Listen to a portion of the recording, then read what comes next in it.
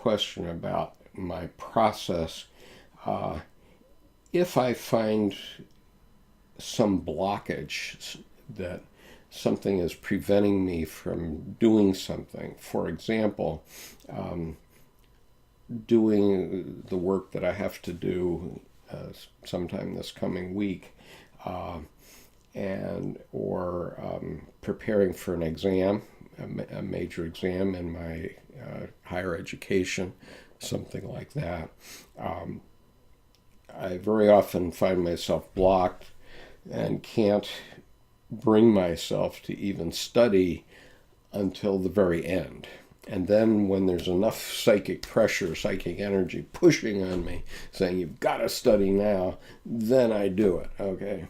And, but I often find myself blocked, and so that's one example. You know, it would be an example of, you know, you have to do something, but something in you keeps resisting in the form of, well, let's say you know you want to do some writing today, but first you have to get your desk set up just right, and then you have to get yourself a coffee, and then you're feeling, oh, I'm a little hungry, so I think I'll go get a cookie. And then, oh, I forgot to tell my wife something, so I better get up and go tell her something. And things keep coming up, and you don't get to what you're doing or what you're trying to do. Then that's how I recognize that myself is trying to tell me something. And when I feel that there's something really important to do, like I really wanted to do this reading today, then I just I go online on YouTube and I set the time that I'm going to be online, and then I feel like I have to do it. And that does help. That's a motivator to get something started, because I find once I get started, then there's no problem, but it's just getting over that first hurdle. And so anyway,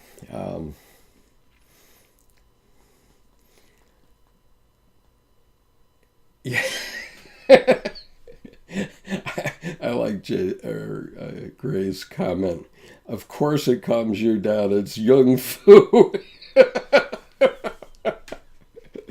That's very good. Um, yeah. So if you find that sort of thing happening in your life, though, where you have to do something, but you keep coming up with excuses why you can't do it. Oh, I've got to go mow the lawn instead of doing this, or you have to have a conversation with your wife, let's say, or your husband. That would be another example where you know you're going to have a difficult conversation, but you keep putting it off, or you keep finding other reasons why it's not going to happen in this minute. That's a sure sign of something from yourself. It might be telling you, maybe you shouldn't talk about this. Sometimes there are things that should stay unconscious. Okay, sometimes there are things that you shouldn't say to your spouse. I mean, I remember, there are a lot of very meaningful passages in the movie The Godfather, but at the end of the movie, there's a scene where Kay comes to Michael and she says, I want to ask you about your business. And he says, I told you you can never ask me about my business. And she says, but, I have to ask you.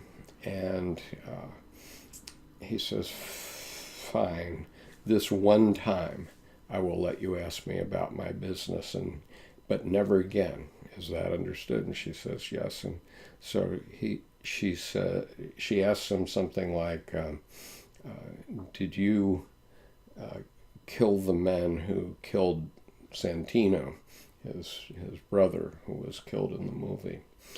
And he says no. And obviously this was a lie. So he says no. And then in this very pregnant moment, he goes into his office, and I think it's Clemenza closes the door, the big heavy door. And so the point is that in your marriage, sometimes there are things that shouldn't be shared. In that case, he was protecting his wife from his criminal behavior. And so I'm not condoning the criminal behavior, but I'm saying that, there are times when you don't necessarily want to discuss something with your spouse, and you shouldn't. And if you find your psyche resisting having the conversation, you ought to pay attention to that. But keeping in mind they're the two streams, so you have to decide which stream is the correct stream. This is individuation. This is making the moral judgment about what you should say and bring into the relationship, and what you should not say. And I certainly have experience with that. And there's one other rule, and I think this is a rule that I can share with others in terms of having a strong marital relationship, and that is that, there are going to be fights or spats. And the rule is, if you ever have a fight, no matter what it's about, when it's over, it has to be over entirely. There has to be an agreement between you that whenever there's a fight, on whatever topic, it doesn't matter what the topic is, it will never be brought up again. And if you have that rule, it will strengthen your relationship, because I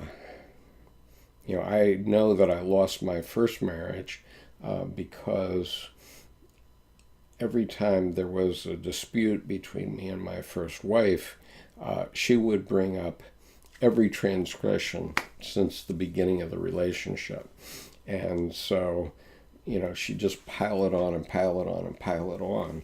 And ultimately, she just piled it on too much. It's like a drip on porcelain. Eventually, the porcelain wears through. And so, one piece of advice that I've had in my life, and I urge upon anybody that sees this video, is if you ever have a fight with your spouse for whatever reason, once it's over, you may never speak of it again. You agree that you will never speak of that incident again. And